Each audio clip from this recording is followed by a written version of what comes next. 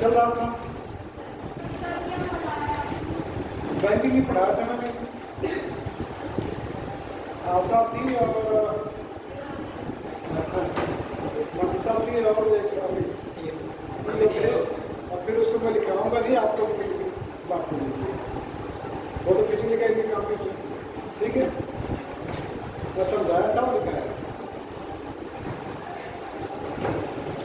ठीक है। विशेष करके मैं आप लोग के लिए, क्योंकि यही होगा तो सबसे लास्ट में मैंने बताया था कि साधन और मुद्रास्फीति है और आर्थिक विकास।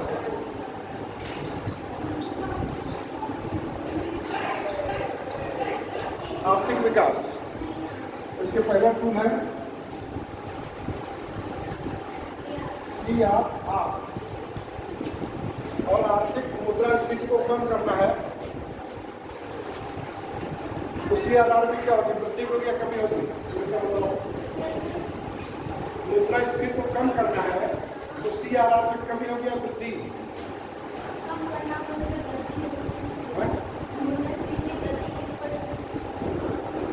मुद्रास्फीति को कम करना है तो CRR को बढ़ाना होगा या घटाना होगा?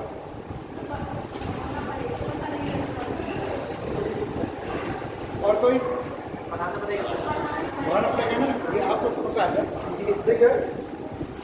CRR को बढ़ाना पड़ेगा, ठीक है। और आर्थिक विकास के लिए आर्थिक विकास के लिए क्या होगा? बढ़ाना और घटाना होगा, हैं? नहीं, बोल, जोर से बोलिए, कॉन्फिडेंस के साथ बोलिए, क्या होगा? बढ़ाना और घटाना होगा? घटाना पड़ेगा ना। क्यों घटाना पड़ेगा, इसका रीजन क्या है?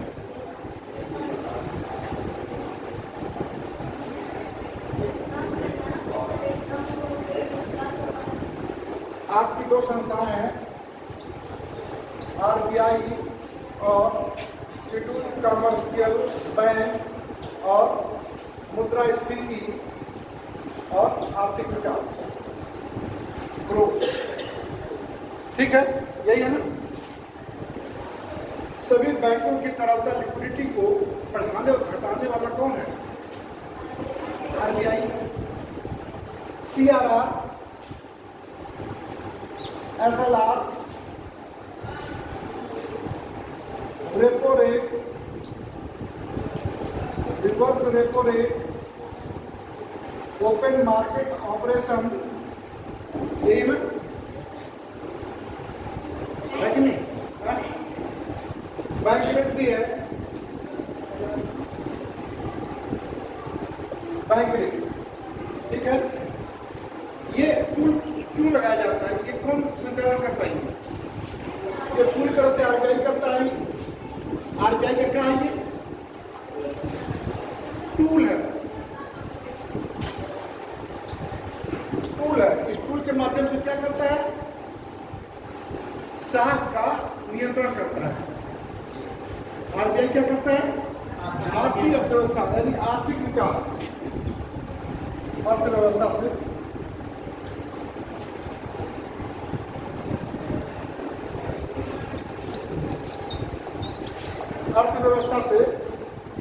RBI क्या करता है?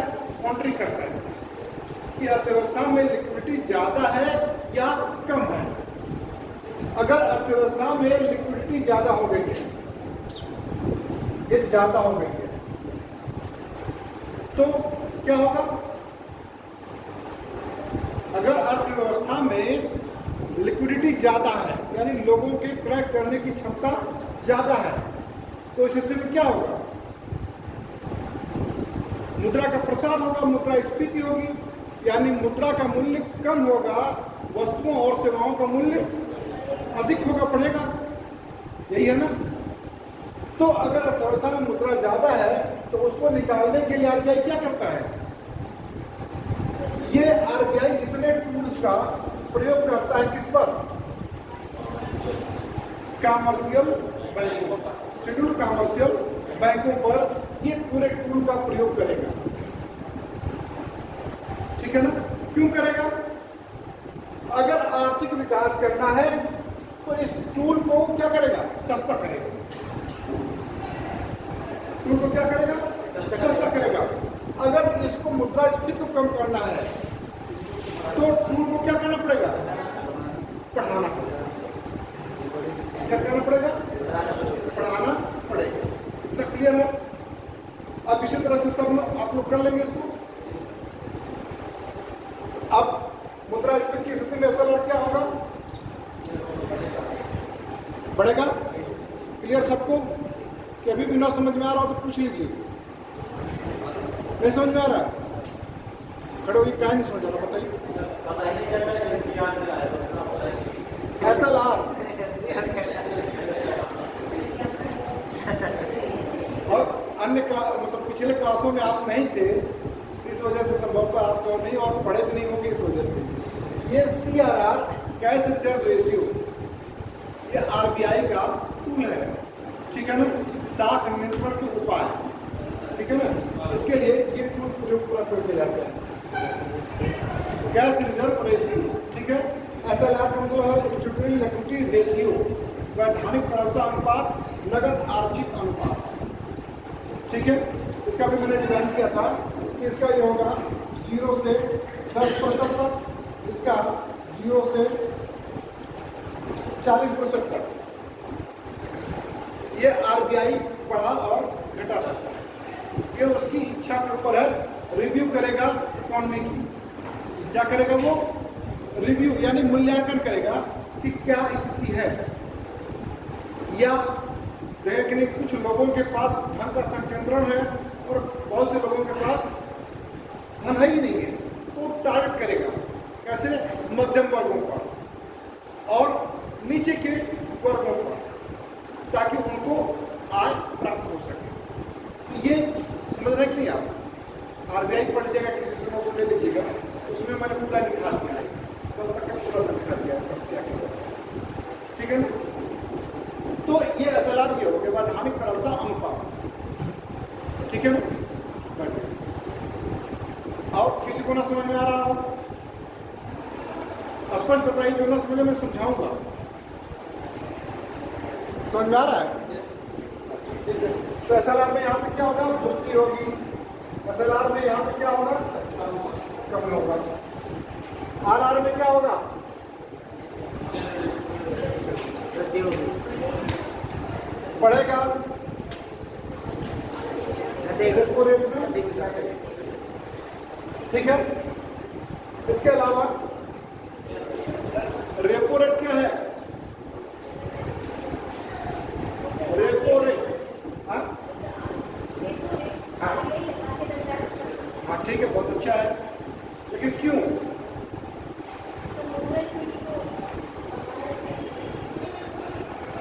रेपो रेट का अभिप्राय यह है रीपरचेजिंग ऑप्शन।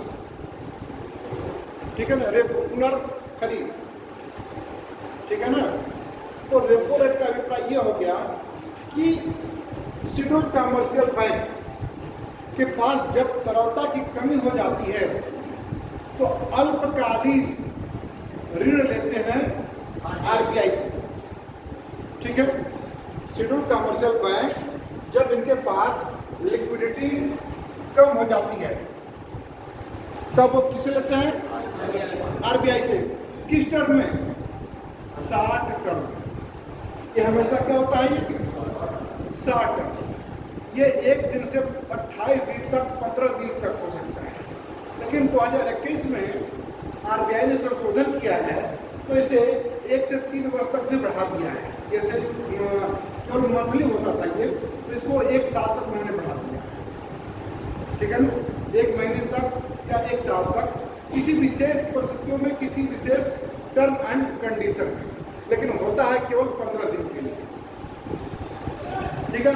पकड़ा के लिए होता है ये रिवर्स रेपो होता है। ठीक है ना? रेपो रेट 15 दिन। ठीक है ना? अब लेकिन रेपो रेट पर क्या होता है?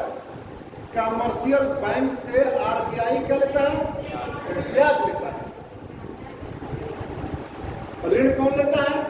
कमर्शियल वाणिज्यिक बैंक, यानी कमर्शियल बैंक ऋण लेंगे किससे?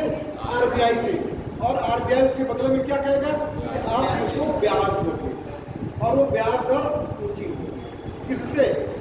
CRR और SLR, ठीक है, क्योंकि अल्पकालिक होते हैं। तो ये दोनों की स्थिति में बढ़ेगा। लेकिन रिवर्स रेपो रेट भी है। रिवर्स रेपो रेट यानी उल्टा रेपो रेट।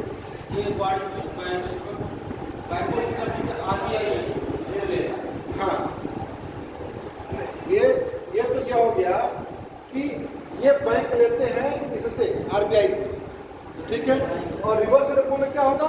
आरबीआई लेता है वाणिज्यिक बैंकों से। क्यों लेता है? जब वो मूल्यांकन करता है कि अर्थव्यवस्था में अभी भी इसके बावजूद भी लिक्विडिटी तरलता की स्थिति ज्यादा है और उसको कम करना है, और कम नहीं हो पा रहा है, तब वो कहता है कि ये बैंक जो है क्या करते हैं? साख सृजन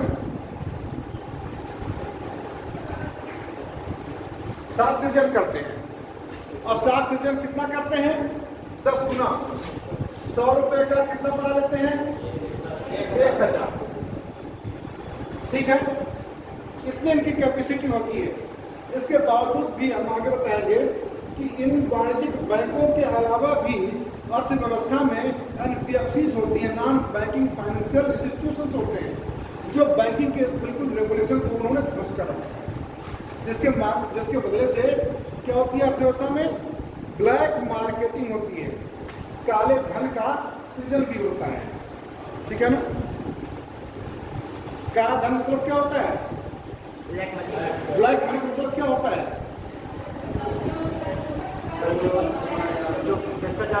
वह धन जिस पर टैक्स नहीं दिया गया है, अवैधानिक तरीके से कमाया गया, अवैधानिक तरीके से कमाया गया। जैसे आपने कोई बिल या टेंडर पास कर दिया और आपको चुप्पे से 50,000 रुपये पकड़ा दिया गया, तो आपको क्या हो गया?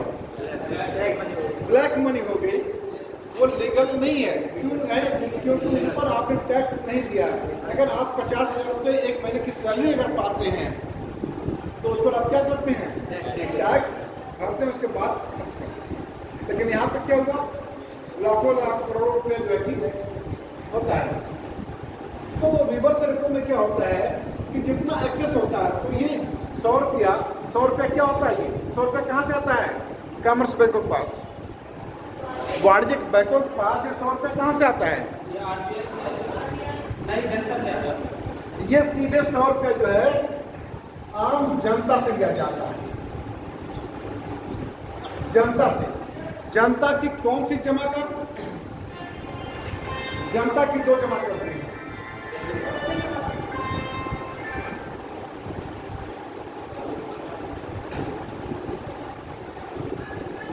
जनता की 2 जमा होती है, डिमांड डिपॉजिट और टाइम डिपॉजिट। क्या होती है? जिसको बोलते हैं सावधि जमा, ठीक है। और आपके मांग के द्वारा जो करंट और सेविंग में जो होता है उसको डिमांड डिपॉजिट। और जब आप अपने धन को 5 वर्षों के लिए, साल भर के लिए, 6 महीने के लिए आप क्या करते हैं? फिक्स कर देते हैं, तो उसको क्या करते हैं? टाइम डिपॉजिट, ठीक है ना। इन दोनों का जैसे 100 रुपये हुआ, तो 100 रुपये का अगर मान लीजिए कि 4% क्या हुआ? CRR हो गया, और इसका 25% SLR हो गया, तो कितना हो गया? 29 रुपया। 29 रुपया कहाँ चला जाएगा 100 रुपये का?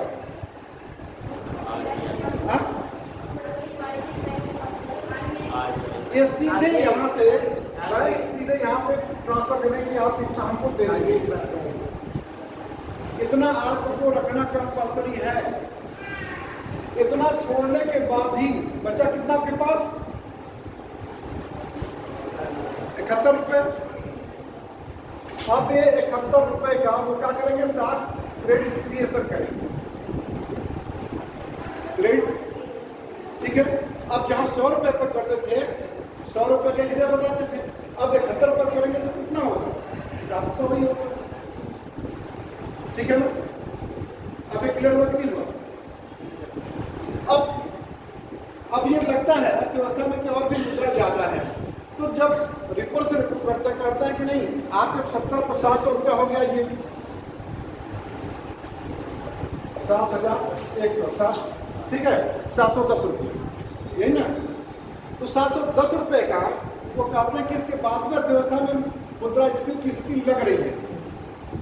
आरबीआई मूल्यांकन करता है, हर 2 मंथ पर करता है आरबीआई, और व्यवस्था का मूल्यांकन हर 2 बार, लेकिन जारी कब करता है? मतलब कि नहीं, वर्ष में 2 बार, ठीक है। फिर क्वार्टरली भी करता है, वो मूल्यांकन करता है, जब आंकड़े जैसे होते हैं उसको प्रकाशित भी करता है, लेकिन वो आम जनता के लिए हर 2 महीने पर नहीं करता, वो 6 महीने पर ही करता है, और साथ, ठीक है, बजट के साथ। अब 700 हो गया, इसके बावजूद भी ज्यादा है, तो क्या कहेंगे कि आपके पास एक्सेस मनी है, 710 रुपये एक्सेस मनी है। ऐसा कीजिए, इसमें से 300 रुपया, 300 रुपया उठा करके आप आरबीआई को दे दीजिए, ठीक है ना? ये शेड्यूल बैंक ले लेंगे 300 रुपया, ठीक है। क्यों ले लेंगे? रिवर्स रेपो रेट को दबाव बनाए कि आपके पास पैसा, मैं जानता हूं कि पास ज्यादा है आपके पास, क्योंकि देखते हैं कि आपके कितने क्रेडिट हैं, कितने ग्राहक हैं, किस स्तर के ग्राहक हैं, उनके पास तो रिकॉर्ड होता है आरबीआई के पास, तो कहता कि नहीं आपके पास एक्सेस मनी है, वो एक्सेस मनी आप हमारे पास रख दीजिए। उस पर रिजर्व रेशियो पर आरबीआई फिर इनको क्या देता है? क्या देता है वो? क्लियर? हाँ, रेपो रेट से रिवर्स रेपो पर ब्याज दर ज्यादा। क्लियर हो गया? तो रिवर्स रेपो रेट पर भी क्या होगा? घटेगा? बढ़ेगा ना, क्योंकि एक्सेस मनी को निकालना है, तो इसको बढ़ा दिया जाए और यहां से घटा दिया जाए। क्लियर है? Open market operation, open market operation में अगर मुद्रास्फीति को कम करना है तो सरकारी प्रतिभूतियों को, गवर्नमेंट सिक्योरिटी को बेचना होगा या खरीदना होगा? हाँ? खुले बाजार की क्रिया, ओपन मार्केट ऑपरेशन, मुद्रास्फीति की स्थिति में उसको खरीदा जाएगा या बेचा जाएगा? हाँ? बेचा, ठीक है ना? क्लियर है? बेचा जाएगा, उसको बेचना है। और यहां पे क्या होगा? खरीदना। बैंक रेट में भी क्या होगा? बैंक रेट में बढ़ेगा घटेगा? बैंक रेट में भी बढ़ेगा। और ये बैंक यहाँ पे, ये क्लियर हुआ? सभी को समझ में आया? मुद्रास्फीति, ठीक है, 3 टूलों का प्रयोग किसमें बढ़ेगा, किसमें घटेगा, ठीक है ना? इसके अलावा सब मतलब पढ़ सकते हैं, ठीक है? इसका आंसर बताइए।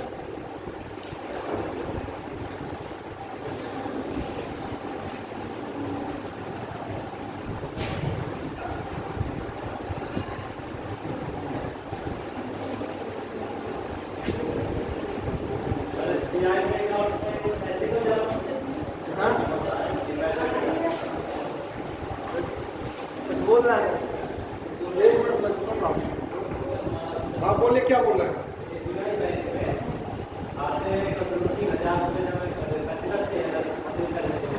हाँ, इसलिए एसबीआई के अलावा सभी बैंकों ने अपने ग्राहकों को, पहले क्या होता था कि आपके पास भले अकाउंट में पैसा बिल्कुल ना हो या 10 रुपया हो, तभी आप निकाल सकते हैं, अगर 20 रुपया तब भी आप 10 रुपया निकाल सकते हैं, फिर उसके बाद आप जमा कर सकते हैं। तो इससे क्या हो जाता है कि बैंकों को दिक्कत होती है और आपके पास खर्च करने की क्षमता बढ़ जाती है। तो आरबीआई देख रही है कि नहीं, लगाम लगाना जरूरी है, इसलिए हमने कहा कि नहीं, 3,000 रुपया आपको या 2,000 रुपया सेविंग बैंक में किसानों के लिए 2,000 रुपया है और सर्विस वालों के लिए 5,000 रुपया है और लोगों के लिए ज़्यादा है। इस तरह से बनाया गया ताकि आपके पास लिक्विडिटी कम हो। अगर कम हो जाता है तो फिर वो भर पाएंगे, क्योंकि अब सरकार जानती है कि अब लगभग सभी लोगों के पास कम से कम 3,000-5,000 रुपया जरूर होता है और वो ट्रांजेक्शन जरूर करेंगे। कोशिश ये करी है, लेकिन आज आप लोगों ने बताया था कि डिजिटल लेन देन की शुरुआत आज से हो गई है। आरबीआई ने चालू कर दिया, आज ही से शुरू हुआ और वह पायलट प्रोजेक्ट के तहत शुरू किया गया। इसको लिख लीजिएगा। हाँ, 9 बैंकों को सौंपा गया है। अब उसको हम बता देंगे क्या एक तो SBI है, दूसरा HDFC है और भी कुछ बैंक है। ICICI सर, अब हम जब नहीं बता पाएंगे उसको, यूनियन बैंक भी है, 9 बैंक है। इसका जानकारी भी 9 बैंक है। सब इतना समाचार उसमें पाया हुआ है कि ये चीज़ हुआ है। उस पर कुछ समय से मुझे मौका नहीं मिल पाया है, अगर पेपर पूरा पढ़ या फिर इसको मैं पढ़ लूँगा फिर आपको बता दूँगा। फिर आगे मैं क्या बताना चाह रहा हूँ, बैंकिंग सिस्टम भारत में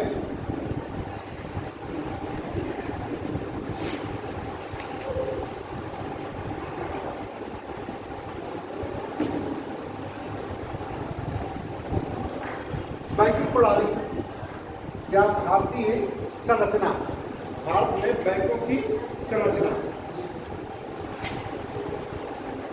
बैंकिंग संरचना कहाँ पे? भारत में। तो 2 प्रकार की, 3 प्रकार की। कैसे? सबसे पहले है scheduled commercial banks, scheduled commercial bank. दूसरा है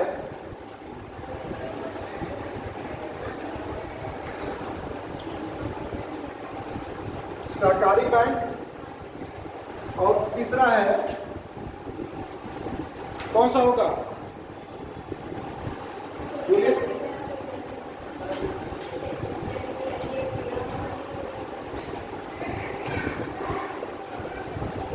विकास बैंक।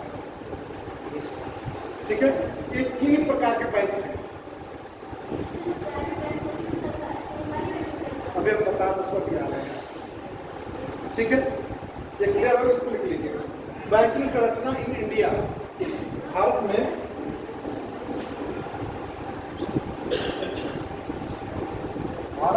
बैंकिंग संरचना, ये 3 प्रकार के बैंक हैं। ठीक है,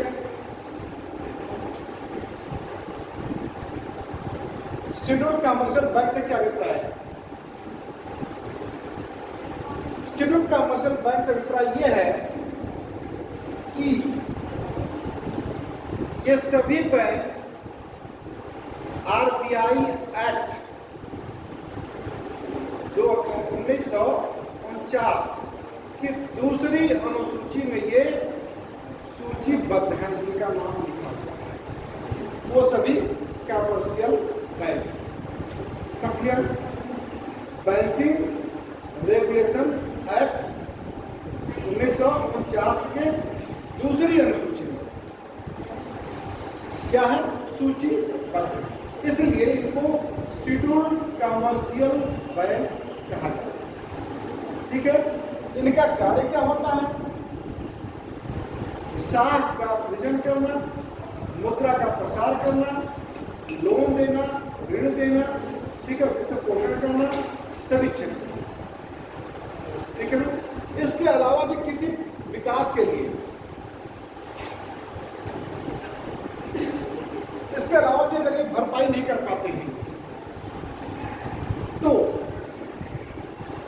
क्यों ये मैक्सिमम बैंक कहाँ पे होते हैं? शेड्यूल कमर्शियल बैंक कहाँ पे स्थित होते हैं मैक्सिमम?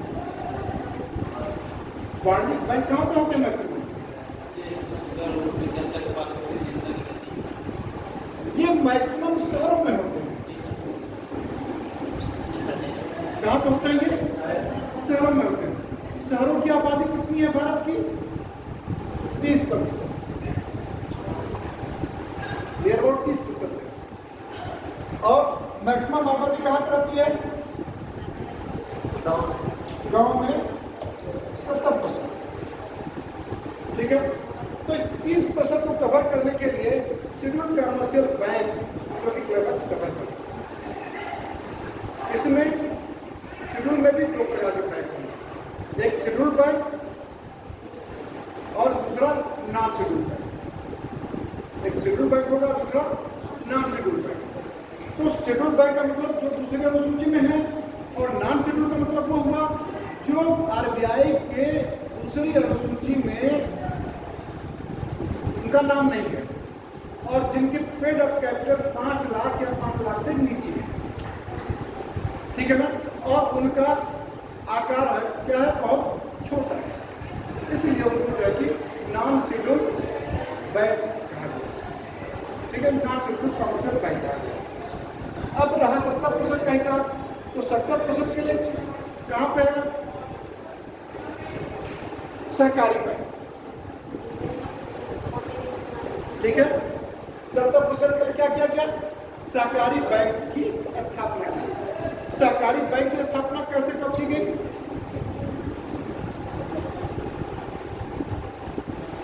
ये शुरुआत तो बहुत पहले कर दी गई, 1912 सहकारी बैंक की। 1912 में, ख्याल है कि नहीं? 1912 में इसकी शुरुआत सहकारी बैंक, या कहीं कुछ नाम कुछ और भी किया होगा। वो क्षेत्रीय ग्रामीण बैंक 1975 में दिया गया, तो क्षेत्रीय ग्रामीण बैंक। तो इसका जो सहकारी बैंक का कंसेप्ट है, इसका क्या उद्देश्य है? ये राज्यों के स्तर पर, क्या ये राज्यों के स्तर पर सहकारी समितियों के द्वारा पारित किया जाएगा, जिसे पंजीकृत किया जाएगा। राज्य स्तर पर इसे पंजीकृत किया जाएगा। ठीक है ना? इनका सिद्धांत होता है क्या? एक वोट और एक मत, एक सदस्य और एक मत। इसका क्या कंसेप्ट है? एक सदस्य और एक मत। एक सदस्य और एक मत। और दूसरा क्या कंसेप्ट है इनका? नो प्रॉफिट नो लॉस, न लाभ और न ही हानि के आधार पर काम करते। इनका प्रमुख उद्देश्य क्या है? ये इनका प्रमुख उद्देश्य है कि ग्रामीण क्षेत्रों में उत्पादन, वितरण, विपणन, इस सब का क्या करना? संपादन करना। क्या करना? संपादन करना। इनका ब्याज दर क्या होता है? अन्य बैंकों की अपेक्षा कम होता है। ठीक है? इनका मालिक कौन होता है? इनका स्वामित्व कहां पे होता है? किसका? ग्राहक। क्या होता है? ग्राहक, जो उसका मेंबर होता है। और ये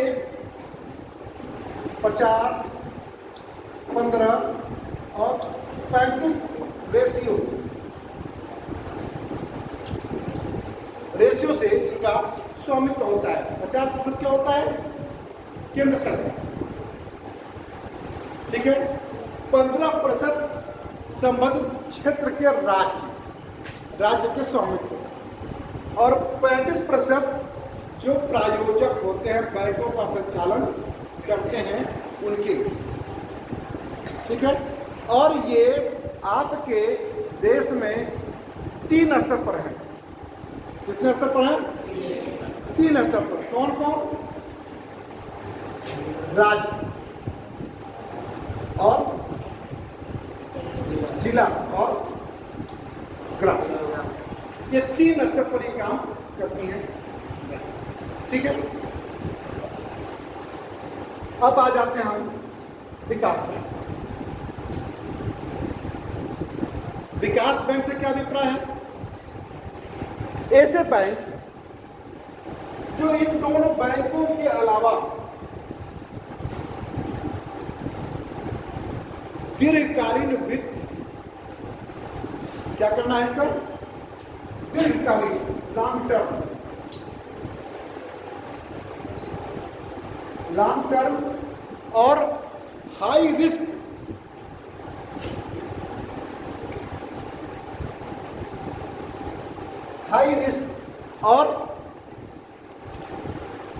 और क्या होता है? अधिक मात्रा में, लॉन्ग टर्म यानी लंबे समय के लिए, लंबे समय के अलावा अधिक मात्रा में। ठीक है, क्या बोलते हैं उसको? High quantity. ठीक है, इन्हें तीनों को ध्यान में रखते हुए ये कमर्शियल बैंक मैक्सिमम क्या थे? कुछ बैंक बड़े थे लेकिन कुछ बहुत ही छोटे थे, जिनकी लागत क्षमता भी कम थी, कैपेसिटी भी कम थी। ठीक है ना, और वो पूरा नहीं कर पाते थे। जैसे आप देखते थे कि शहरों में या आपके बांदा में जैसे हाउसिंग का प्रोग्राम चलाया जा रहा है, तो हाउसिंग का प्रोग्राम चलाने के लिए कम से कम कई करोड़ रुपए की आवश्यकता पड़ती है। ठीक है, किसको? जो ठेकेदार करता है या विकास प्राधिकरण करता है। ठीक है ना, तो किसी एक बैंक के पास इतनी कैपेसिटी नहीं होती है कि इतने लंबे प्रोजेक्ट को फाइनेंस कर सके। क्या कर सके? वो फाइनेंस कर सके। तो फिर इसके लिए गवर्नमेंट ने क्या किया? विकास बैंक की स्थापना की। ठीक है, जो कि उनके दीर्घकालीन के लिए ऋण, हाई टू उच्च क्षमता की जो रिस्क ले सकता है और अधिक मात्रा में को धन की आवश्यकता है, इन उद्देश्यों के लिए विकास बैंक की स्थापना की गई। जैसे कुछ बैंक जैसे सिडबी है, ठीक है, नाबार्ड है, इसके अलावा हाउसिंग बैंक है, मुद्रा बैंक है, ये सब बैंक क्या है? ICICI बैंक,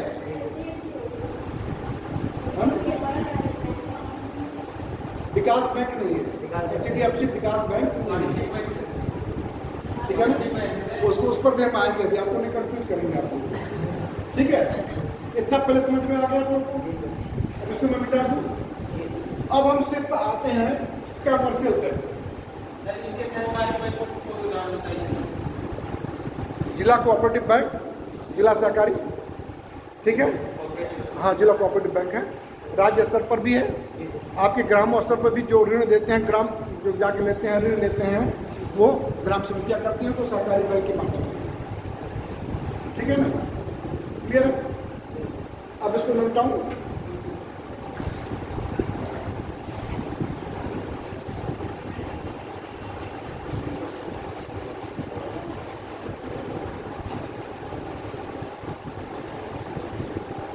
अब हम आते हैं केवल शेड्यूल कमर्शियल बैंक। ठीक है, इस बैंक को 2 भागों में बांटा गया। इसको कमर्शियल बैंक,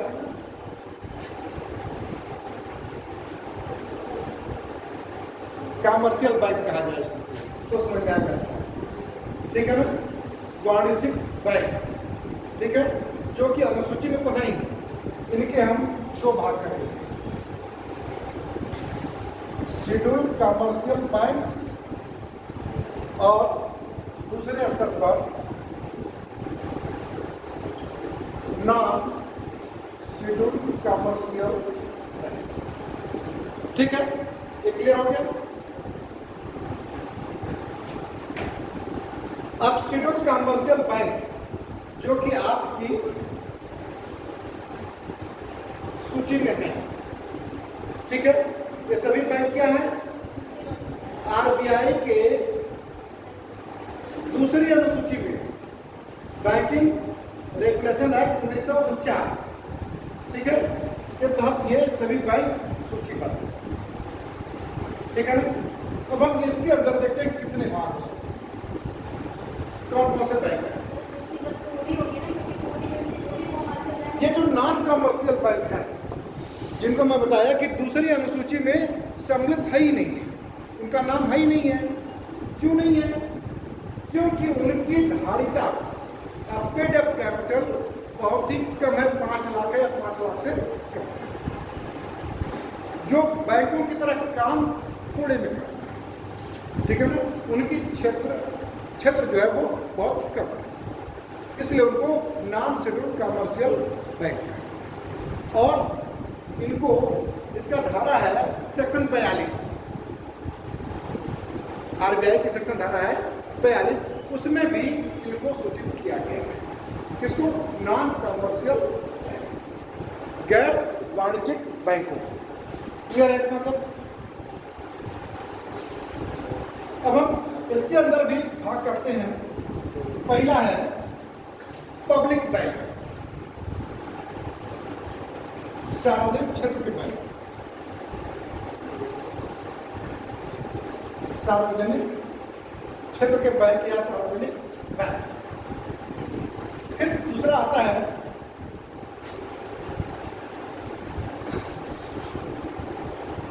निजी क्षेत्र के भारतीय बैंक,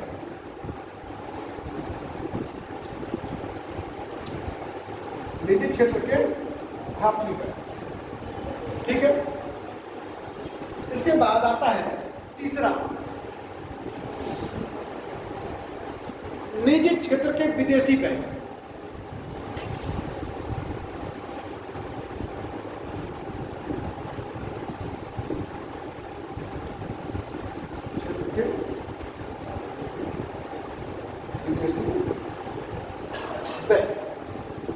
ठीक है। क्लियर हो गया? सार्वजनिक क्षेत्र के बैंक यानी पब्लिक सेक्टर के बैंक, और निजी क्षेत्र के बैंक, निजी क्षेत्र के भारतीय बैंक, और निजी क्षेत्र के विदेशी बैंक। इसके बाद चौथा जो है कौन सा आएगा? सुनकर बताओ।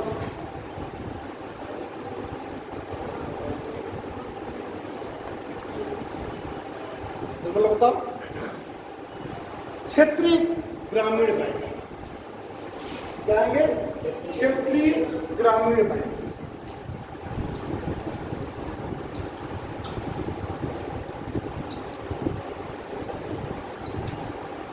क्लियर हुआ? यहां तक तो सही क्लियर है। सार्वजनिक बैंक, सार्वजनिक बैंक में भी 2 प्रकार के बैंक हैं।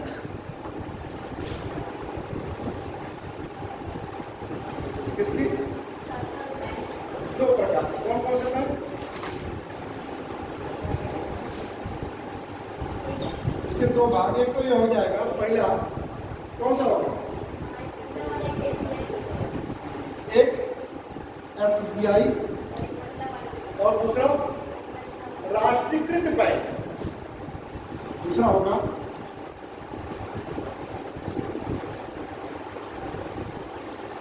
राष्ट्रीयकृत बैंक, ठीक है। क्लियर? यहां पब्लिक सेक्टर यानी सार्वजनिक क्षेत्र के बैंक, सार्वजनिक क्षेत्र के बैंक की 2 क्वालिटी हुई। कौन? एक एसबीआई और दूसरा राष्ट्रीयकृत बैंक। तो राष्ट्रीयकृत बैंकों की संख्या कितनी है?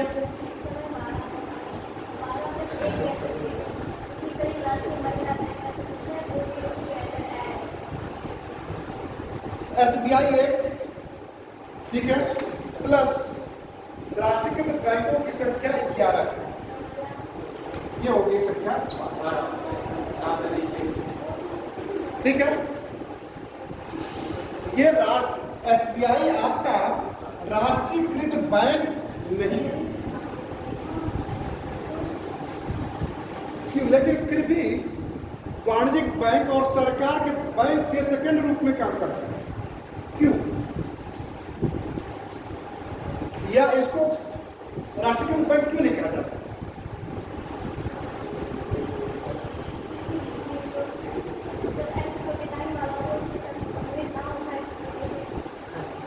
भाई अब देखिए, देश का सबसे बड़ा बैंक है ये SBI, लेकिन राष्ट्रीयकृत बैंक नहीं है। राष्ट्रीय बैंक की श्रेणी में हम इसको नहीं रखते हैं, और क्वेश्चन एग्जाम में पूछ चुका है।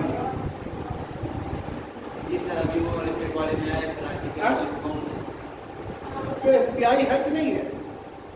राष्ट्रीयकृत बैंक नहीं है। क्यों नहीं है? क्योंकि यह निजी बैंकों के द्वारा स्थापित किया गया है। इनका इतिहास क्या है? निजी बैंकों के द्वारा।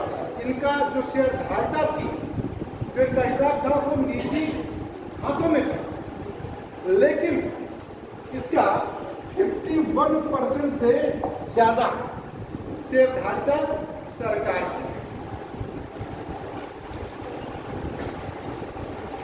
इसकी है सरकार की।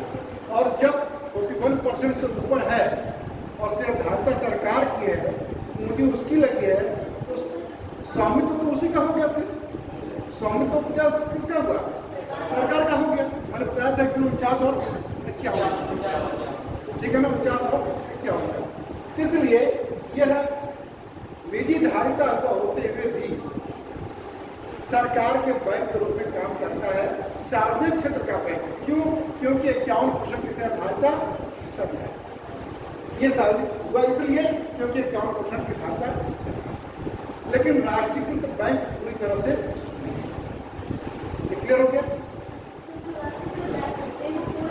वो पूरी तरह से सरकार, उनकी पूरी शेयरधारता 100% की जो है वो गवर्नमेंट की है, और इनकी 51% से ज्यादा, 60% भी है, 70% भी है, ठीक है ना।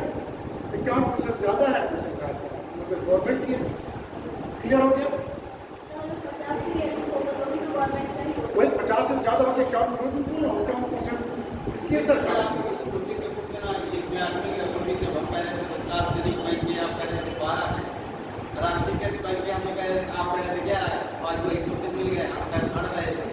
नहीं देखिए, मैं इसलिए क्लियर कर दिया हूँ ना आपको कि राष्ट्रीयकृत बैंकों की संख्या कितनी होगी।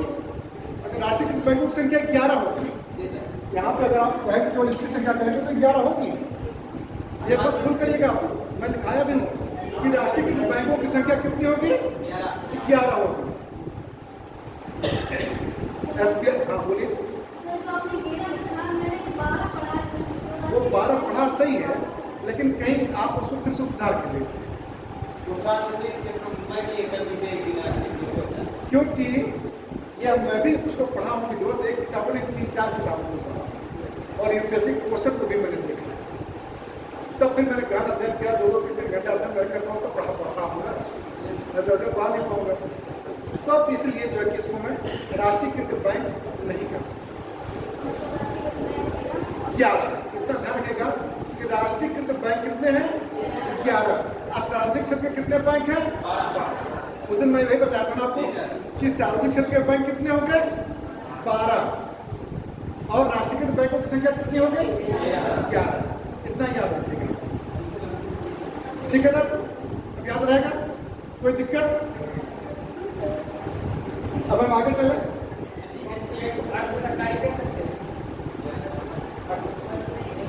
हम सरकारी नहीं कर सकते, क्योंकि जब 49% से कम होता, 49% से कम होता, तब उसको आप अर्ध सरकारी या निजी बैंक की श्रेणी में डाल सकते हैं। लेकिन जब 51% से ज़्यादा शेयरधारता है तो हम उसे सरकारी बैंक ही कहेंगे, यानी सार्वजनिक क्षेत्र का बैंक ही। हाँ, मैं वो भी लिखा दे रहा हूँ, राष्ट्रीयकृत बैंकों की संख्या कितनी कौन कौन है वो भी मैं लिखा दे रहा हूँ, ठीक है।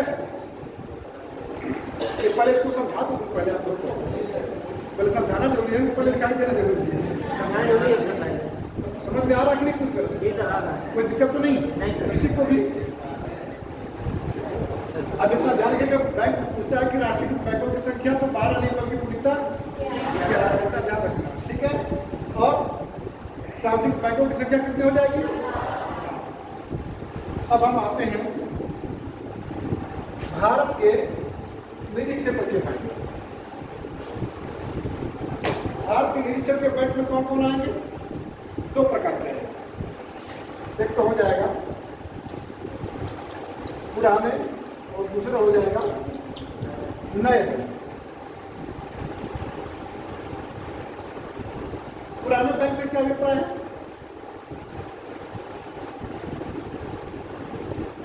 ऐसे बैंक जो आरबीआई एक्ट 1949 और आरबीआई की दूसरी अनुसूची में सूचित पुराने हैं। क्यों हैं? क्योंकि उनकी 50 करोड़ से भी संपत्ति कम, 5 लाख से भी कम रही, लेकिन निजी क्षेत्र में काम करते रहे। 2 करोड़ से हमने 50 करोड़ ये कहा कि एक बार उसका रेगुलेशन आया था कुछ बैंकों का, जब राष्ट्रीयकरण किया गया था तो 200 और 50 करोड़ उस समय, हाँ, तो उस स्थिति में आया था जो पुराने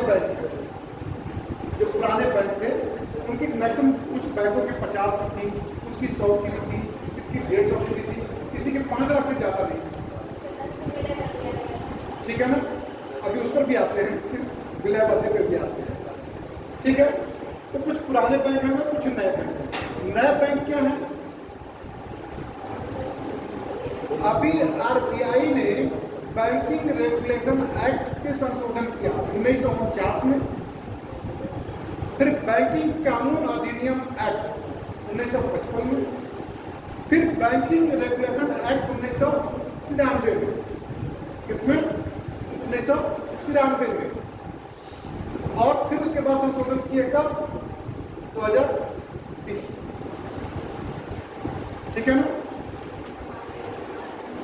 तो इन जो नए बैंक खोले गए हैं, रेगुलेशन एक्ट 1993 का जो ज्यादा है, ठीक है ना, जिनकी शेयरधारता भी ज्यादा है, ऋण देने की कैपेसिटी, एसेट और देने की डिपॉजिट और क्या क्रेडिट दोनों की क्षमता उनके पास ज्यादा है।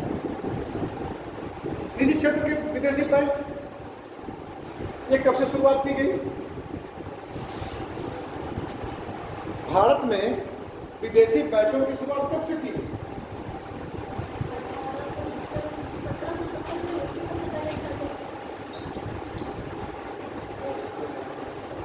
2005। ठीक है, 2005 में पहली बार आरबीआई ने दस्तावेज जारी किया कि जो भी विश्व के बैंक भारत में बैंकिंग व्यवस्था करना चाहते हैं उनके लिए ऑफर। इससे पहले क्या होता था कि बैंकिंग पूरी तरह से किसके अंडर में थी? कंट्रोल्ड गवर्नमेंट के अंडर में थी, लेकिन इसका उदारीकरण, ग्लोबलाइजेशन किया गया पूरे विश्व के स्तर पर, और विश्व के विदेशी बैंकों को भी भारत में 2005 में कहा गया कि आप आइए हमारे यहाँ बैंकिंग का काम कीजिए, वित्त पोषण का काम कीजिए, और उसके बदले में आरबीआई को पैसा मिलेगा भी और देना भी पड़ेगा, दोनों चीजें। इससे क्या होगा कि ये जो दोनों बैंक हैं, दोनों बैंकों की है ना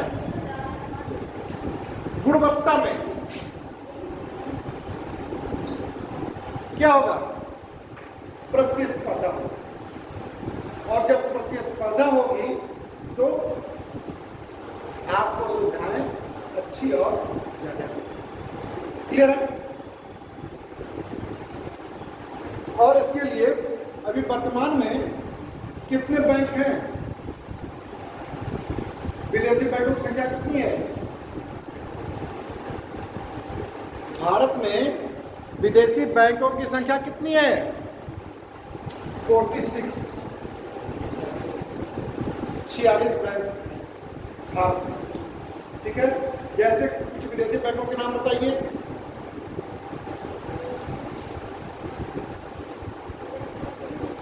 जैसे Deutsche bank, Citi bank, American bank, Yes bank.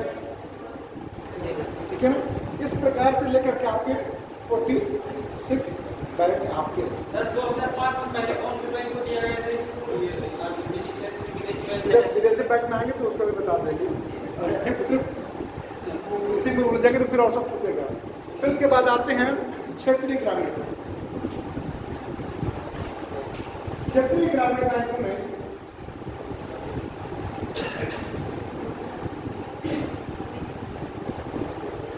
इसकी स्थापना कब की गई थी?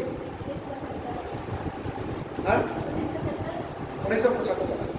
डेट बताओ।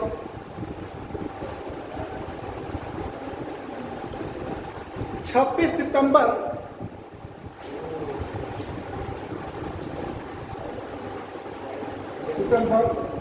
1975 में। किस आधार पर?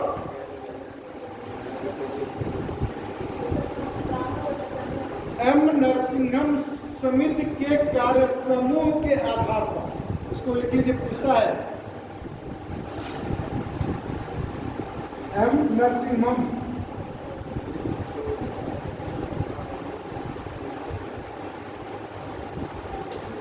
समिति की अनुशंसा पर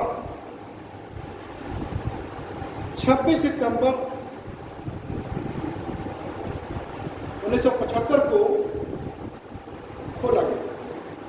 इसके लिए act 1900 regional rural development bank act 1976 पारित किया गया। ये देखिए, बैंक पहले स्टेब्लिश कर लिया गया है, लेकिन रेगुलेशन बाद में आया है, 1976 में आया। ये कंफ्यूजन न हो।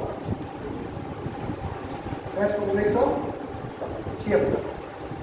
ठीक है, लेकिन काम करना इन्होंने शुरू कर दिया था। वर्किंग कमेटी नरसिंहम समिति के अनुसार बोल दिया गया था कि इसको उसके द्वारा विनियमित किया। कमर्शियल बैंकों की समस्या समझ आ जाए। नॉन शेड्यूल्ड बैंकों में क्या है?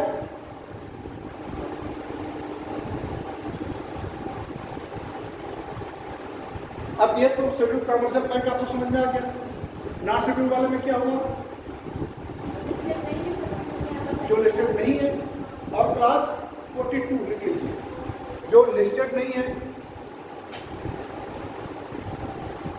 जो लिस्टेड नहीं है किसमें? आरबीआई की दूसरी अनुसूची में। आरबीआई के दूसरी अनुसूची। ठीक है, और क्लास 42 क्लास 42। इसके अलावा इनकी पेड अप कैपिटल,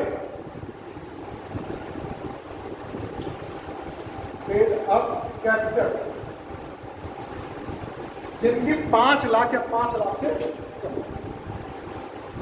आरक्षित निधि इसको बोलते हैं। ठीक है, पेड अप कैपिटल को।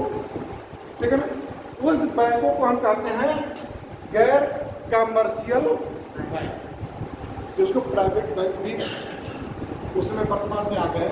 एक अब commercial non scheduled commercial bank अब बैंकिंग के निजी क्षेत्र में अब काम करना शुरू। लेकिन ये आपको ध्यान रखना चाहिए। टाइम तो है ना?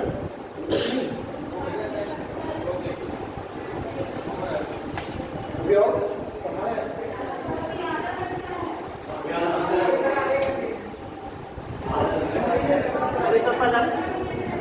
सर 6 बजे तक का टाइम है, लेकिन 6 बजे तक सर बहुत लेट हो जाएगा। अभी चले ना 10-15 मिनट और। 10-15 मिनट सर हो सही। 10 मिनट और सर इस टॉपिक को कंप्लीट कर दीजिए। क्या चीज? आरबीआई के अब वो तो हम देख के बता पाएंगे, अभी याद नहीं है। उसको हम देख के बता देंगे। किसमें पूछा गया था?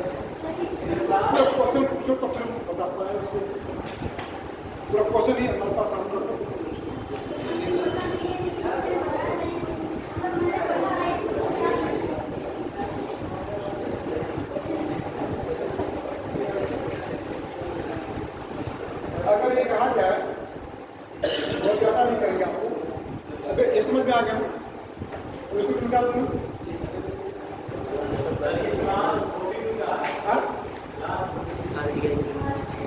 लेकिन अगर ये कहा जाए भारत में क्षेत्रीय ग्रामीण बैंकों की संख्या कितनी है, मुख्य क्वेश्चन की बात,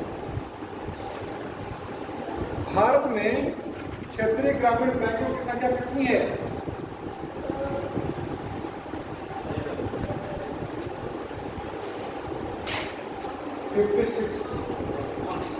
ठीक है। यूपी में कितने बैंक हैं? यूपी में क्षेत्रीय ग्रामीण बैंकों की संख्या कितनी है? 07 7। ठीक है, क्लियर हुआ? कोई दिक्कत? अब इसके अंदर एक कर लेते हैं कि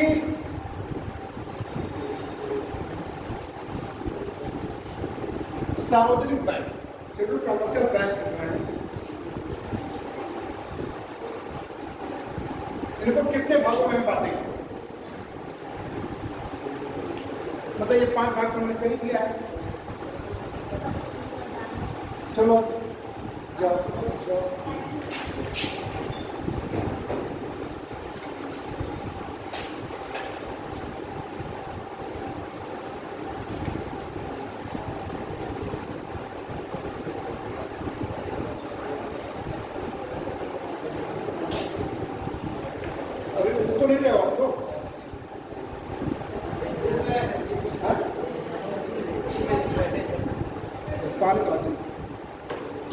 अभी ले आधा घंटा नहीं है,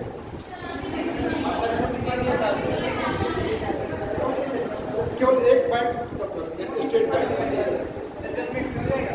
हाँ SBI,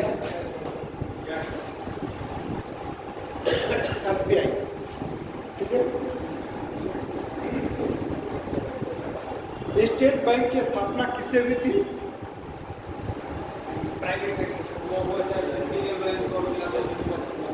तीन बैंक थे, bank of Calcutta, bank of Madras, bank of Bombay, Madras और कलकत्ता। क्योंकि भारत में उपनिवेश के समय में 3 राजधानियां सबसे बड़ी, ठीक है, और एक्टिविटी होती थी। तो इन तीनों को मिला करके 1921 में 1804, 1846, 1843 इसी में हुआ था। सबसे पहले 1806 में किसकी की गई थी? Bank of Calcutta. फिर 1840 में, फिर 1843 में दिखाया गया, ठीक है ना।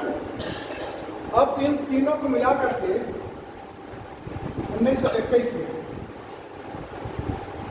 वो ब्रिटिश सरकार ने इंपीरियल बैंक ऑफ इंडिया, क्या कर दिया इसको? Imperial bank of India. इसके बाद आज़ादी के बाद, क्योंकि ये बैंक राष्ट्रीयकृत हुआ नहीं, ठीक है, RBI को राष्ट्रीयकृत कर दिया गया कब? 1949, ठीक है ना। कब? डेट भी याद रखा कीजिए, ठीक है। लेकिन SBI को इन्होंने नहीं किया। क्यों नहीं किया? क्योंकि RBI भी प्राइवेट बैंकों की तरह काम करता था, लेकिन उसे किया गया राष्ट्रीयकृत, लेकिन इसको नहीं किया, जबकि सबसे बड़ा कमर्शियल बैंक था, ठीक है ना। तो सरकार ने क्या कहा कि हम इसको राष्ट्रीयकृत नहीं करेंगे, बल्कि इसकी शेयरधारता में हम हिस्सेदारी, तो 51% से ज़्यादा इनकी शेयरधारता कर लिया। तो सारे क्षेत्र के बैंक के अंदर ही काम करना शुरू करें, सरकार का काम करना शुरू, ठीक है ना। क्योंकि राष्ट्रीयकृत बैंक ये फिर 15 अप्रैल 1955 को इसका क्या किया गया?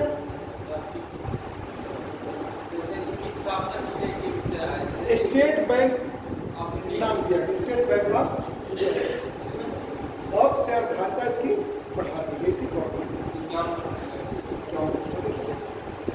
ठीक है ना? तब से ये काम करना शुरू कर।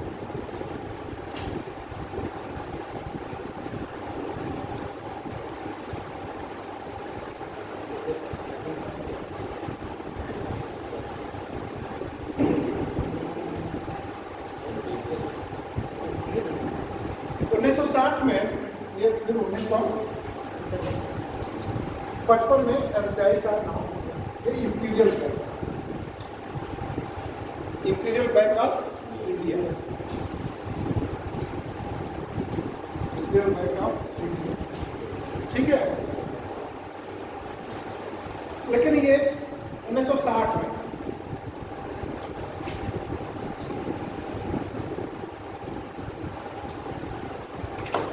ये बैंक कैसे काम करते थे, किस रूप में काम करते थे? भारत में 7 बड़ी बड़ी रियासतें थी। क्या थी? 7 रियासतें थी। जैसे कुछ का नाम बताइए आपको। जूनागढ़, जूनागढ़, हैदराबाद, हैदराबाद, महाराष्ट्र, है ना? इन रियासतों का ये बैंक 7 रियासतों, 7 रियासत। ठीक है, 7 रियासत, 7 रियासत में कीजिए आपको। Bikaner and Jaipur, Bikaner and Jaipur. दूसरा हैदराबाद, तीसरा इंदौर, चौथा मैसूर, 5वां सौराष्ट्र, 6वां पटियाला, 7वां त्रावणकोर। ये 7 रियासतों का ये स्टेट बैंक था। क्या? बीकानेर एंड जयपुर, हैदराबाद, इंदौर, मैसूर, सौराष्ट्र, पटियाला, त्रावणकोर। त्रावणकोर, ये क्लियर है? इसी में एक महिला बैंक भी था, तो महिला बैंक का विलय एसबीआई में कर लिया था। लेकिन 7 बैंकों का विलय, ये एसबीआई जो था 7 बैंकों का समूह था।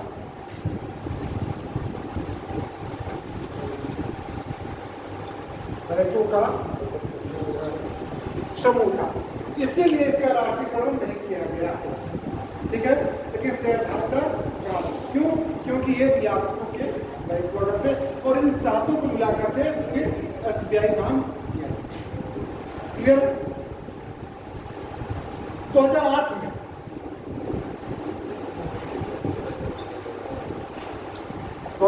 में और 2010 में 2 बैंकों का एसबीआई में विलय किया गया। कौन कौन से हैं? 2008 में सौराष्ट्र, लिख लीजिए, 2008 में सौराष्ट्र, और 2010 में इंदौर का एसबीआई में विलय हो गया।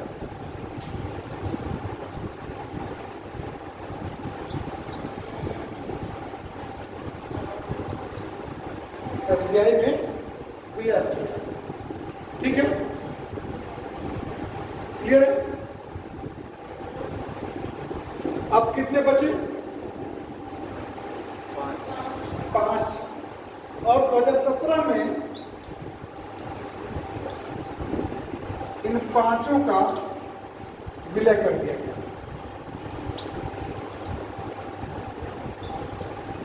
एसबीआई में। ठीक है, अब कोई भी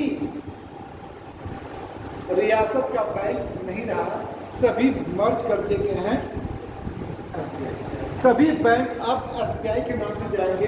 पहले state bank of India, state bank of Saurashtra, state bank of Maharashtra, state bank of Travancore, इस तरह से स्टेट बैंक ऑफ हैदराबाद, इस नामों से जाने जाते थे, लेकिन अब वो सबका समाप्त कर दिया गया। क्लियर है? आगे चलिए। इसका मुख्यालय कहाँ है?